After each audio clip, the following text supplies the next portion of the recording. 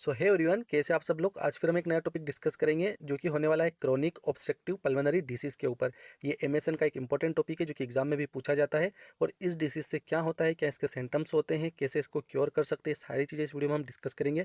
आप वीडियो के एंड तक बने रहिएगा। सो क्रोनिक ऑब्स्ट्रक्टिव पल्मोनरी डिसीज़, जिसे सीओपीडी के नाम से भी जाना जाता है, यह डिजीज़ लंग्स की एक बीमारी होती है जिसमें पेशेंट को आमतौर पर सांस लेने में प्रॉब्लम होती है। जो सीओपीडी डिजीज़ होती है, इसमें पेशेंट के लंग्स को दो डिजीज़ एक साथ अफेक्ट करती रहती है। नंबर 1 आता है इम्फेसीमा, नंबर 2 आता है क्रोनिक ब्रोंकाइटिस। तो चलिए डिस्कस करते हैं कि इन दोनों कंडीशन में हमारे लंग्स के साथ क्या होता है। सबसे पहले में हम डिस्कस करने वाले हैं क्रोनिक ब्रोंकाइटिस के बारे में। जैसे कि आप लोगों को पता है, हमारे लंग्स में ट्यूब लाइक्स एयरवेज होते हैं। एक ट्यूब्स होती हैं, बहुत सारी ट्यूब्स जैसे कुछ एयरवेज होते हैं जिनके ही कारण हम सांस को अंदर ले पाते हैं, साथ ही सांस को वापस लंग्स से बाहर भी छोड़ पाते हैं। और जो ये एयरवेज होते हैं जो कि एयर को अंदर और बाहर लेकर जाते हैं, इन्हें ब्रोंक्यूल्स कहा जाता है। जो क्रोनिक ब्रोंकाइटिस होता है उसमें जो हमारे ब्रोंक्यूल्स होते हैं लंग्स के अंदर, उनके अंदर इन्फ्लामेशन होने लगता है, जिसके कारण से जो म्यूकस होता है वो ज़्यादा मात्रा में सिक्रेट होने लगता है। साथ ही साथ जो हमारी ब्रोंक्यूल्स की लाइनिंग होती है, उनके सेल्स के ऊपर हेयर लाइक स्ट्रक्चर्स प्रेजेंट होते हैं जिनका नाम होता है सीलिया, वो भी डैमेज हो जाते हैं। अब बात करते हैं सीलिया का काम क्या होता है। तो सीलिया का काम होता है म्यूकस को लंग्स से बाहर की ओर धकेलना। यहाँ पर सीलिया के खराब होने की वजह से ब्रोंक्योस के अंदर जो म्यूकस होता है वो वहीं पर इकट्ठा होने लगता है, जिसके कारण से सांस को अंदर और बाहर जाने के कारण प्रॉपर स्पेस नहीं मिल पाती है, जिससे सांस लेने में प्रॉब्लम होने लगती है। अब दूसरे इन्फेक्शन की बात कर लेते हैं जिसे कहते हैं इम्फेसीमा। इम्फेसीमिया एक ऐसी कंडीशन होती है जिसमें जो हमारे लंग्स के अंदर प्रेजेंट होते हैं एयर सैक्स, जिन्हें एल्वुलाई भी कहा जाता है, वो डैमेज हो जाते हैं। जो एल्वुलाई होते हैं वो एक किस्म के इलास्टिक सैक होते हैं जो कि जो ब्रोंक्यूल्स होते हैं उनके एंड में प्रेजेंट होते हैं। जब हम सांस लेते हैं यानी कि सांस को हवा को अंदर भरते हैं लंग्स में, तो ऐसे टाइम पे जो एल्वुलाई होते हैं वो फूल जाते हैं, और जिनके कारण से लंग्स के अंदर एयर को एंटर करने की स्पेस मिलती है, जिन्हीं के कारण हमें सांस को अंदर लेने के लिए, हवा को लंग्स के अंदर भरने के लिए स्पेस मिलती है। और जैसे ही हम सांस छोड़ते हैं तो ये एल्वुलाई जो होते हैं वो रिलैक्स हो जाते हैं और सांस को रिटर्न बाहर की ओर धकेल देते हैं।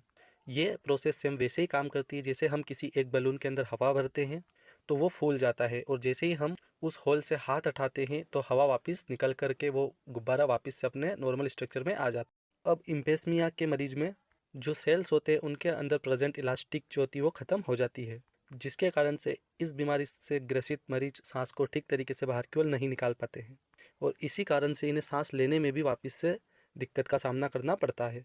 मान लीजिए किसी पेशेंट में ये दोनों कंडीशन एक साथ पाई जाती है, तो ऐसे पेशेंट को हम डायग्नोस करते हैं क्रोनिक ऑब्स्ट्रक्टिव पल्मोनरी डिसीज से, यानी कि सीओपीडी। अब डिस्कस कर लेते हैं इनकी वजह क्या होती है, क्या क्या कारण होते हैं सीओपीडी होने के। तो इसकी सबसे बड़ी वजह निकल कर आती है, वो होती है ज़्यादा स्मोकिंग करना।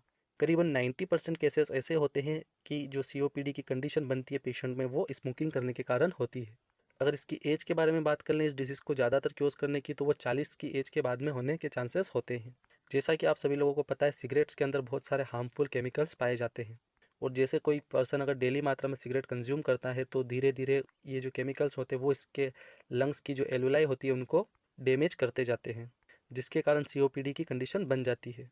स्मोकिंग के अलावा कुछ और कंडीशन भी होती है जिसके कारण सीओपीडी हो सकती है, जैसे कि एयर पोल्यूशन। कोई व्यक्ति ऐसे है जो कि ज़्यादातर ऐसी इंडस्ट्रीज में काम करते हैं जहाँ पर ज़्यादा मात्रा में पोल्यूशन उनके लंग्स में जाता हो, तो उन्हें भी सीओपीडी होने के चांसेस हो सकते हैं। इन सब के साथ साथ अल्फ़ा 1 एंटी रिप्सिन प्रोटीन की डेफिशिएंसी के कारण भी क्योस कर सकती है।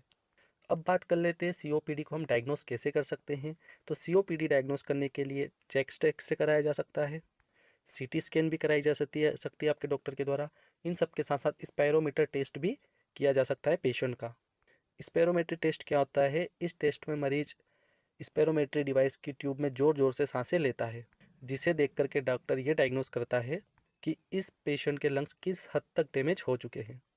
चलिए अब डिस्कस कर लेते हैं इन सब के बाद में इसका ट्रीटमेंट क्या क्या हो सकता है।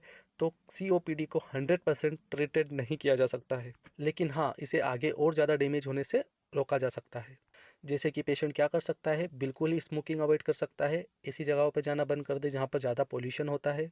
और कुछ मेडिसिन होती है जिन्हें डॉक्टर की एडवाइस के बिना आप लोगों को नहीं लेना है, फॉर एग्जाम्पल कॉर्टिकोस्टेरॉइड्स, और उनके साथ साथ इनहेलर्स वगैरह भी होते हैं। तो ये सारा था सीओपीडी के बारे में, जिसे कहा जाता है क्रोनिक ऑब्स्ट्रक्टिव पल्मोनरी डिसीज। अगर आपको वीडियो पसंद आया हो तो आप वीडियो को लाइक करें, साथ ही से आगे अपने दोस्तों के साथ में शेयर करें और चैनल को सब्सक्राइब कर करके जाए। Thank you, have a good